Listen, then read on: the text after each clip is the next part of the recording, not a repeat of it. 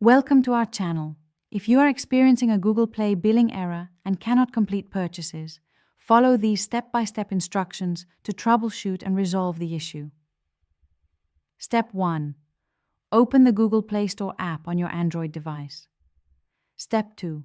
Tap the profile icon in the top right corner and select Payments and Subscriptions.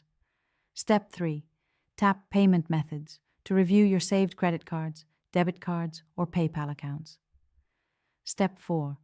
Check if your payment method is expired, incorrect, or declined. Update your payment information if necessary. Step 5. If your payment method is correct, go to your device's Settings, then Apps, and find Google Play Store. Step 6.